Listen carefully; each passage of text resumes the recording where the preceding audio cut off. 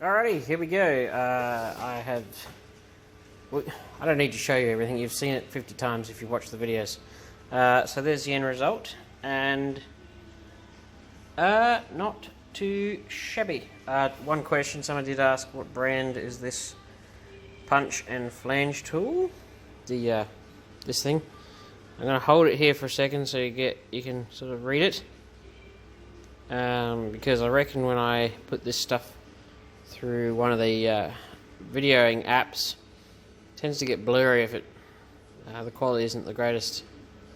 But yes, that's what it is. It's a German one. My suggestion would be just type in a Google stepping tool hole punch, and you'll probably find something similar. But that's that one. I believe it was around $80, I reckon. Australian. So yeah, there we go. That's that bit done. Now we're going to cut open that and go through here.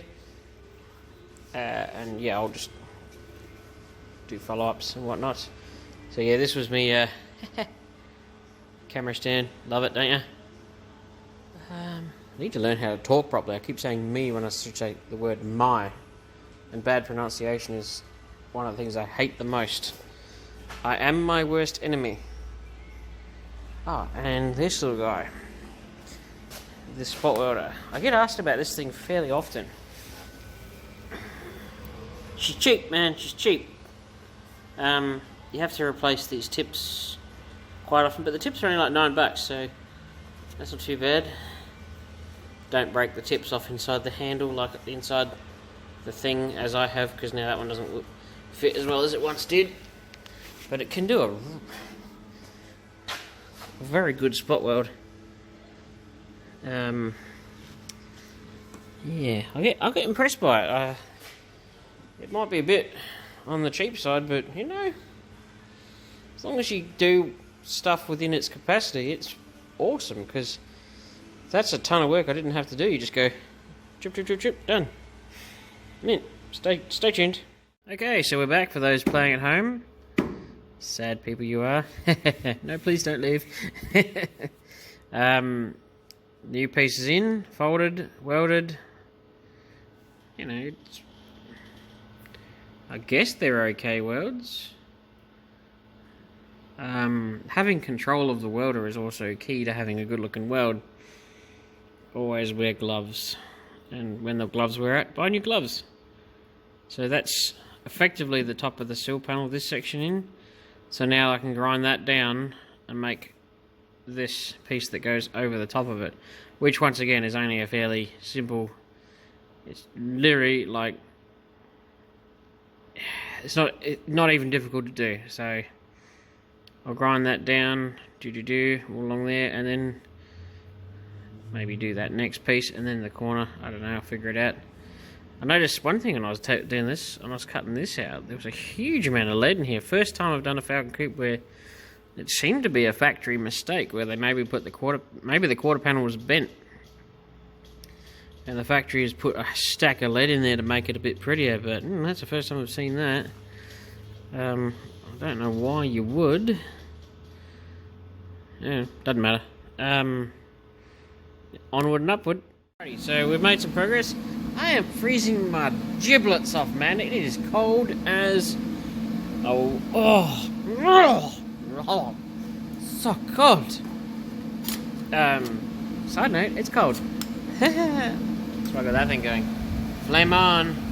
Game on. Game on. I'm a retard. So that's in. Welded, ground, la la la. This new piece, so simple. It's going to go in just like that, which is lovely. Yes, and then we just do a piece here and the outer piece, and when I do that bit, I'll make a whole section that's the whole width. It'll get rid of that ugly mess. You know, I just don't understand why you do that. Like, what? At what point do you think, you know what, that's a good repair? No, it's not. That's a bad repair. What were you trying to achieve? Stop bog falling through a hole or something? No! Bad people. Whoever does that, no. Shame on you. And the other piece of advice is if you're tackling a rust repair or something and you don't feel up to it, don't do it. Pay someone to do it. Because if you screw it up, the other person's got to fix it and they'll hate you for it.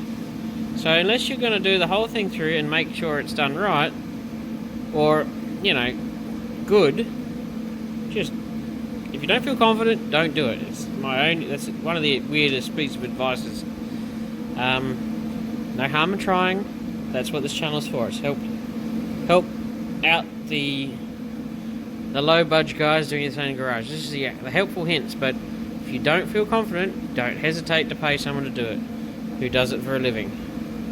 There's no harm in that. But yes, I'm going to wrap this video up here. I'll come back to this, do a wrap up video tomorrow when I've got a bit more done.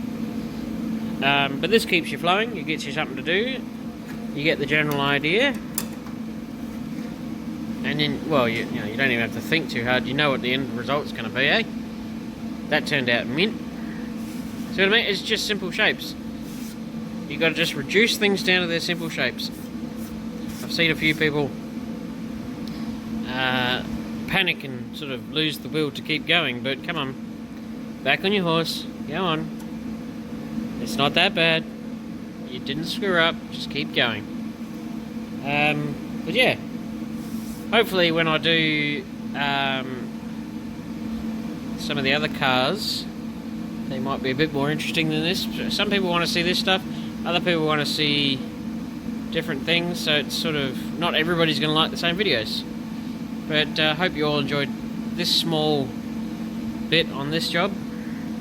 I'll do probably one more video in it tomorrow when I have all this whole area done and tell you, you know, that it turned out not too shit. So thank you all. Keep watching. Don't forget to share and subscribe. Alright, see ya.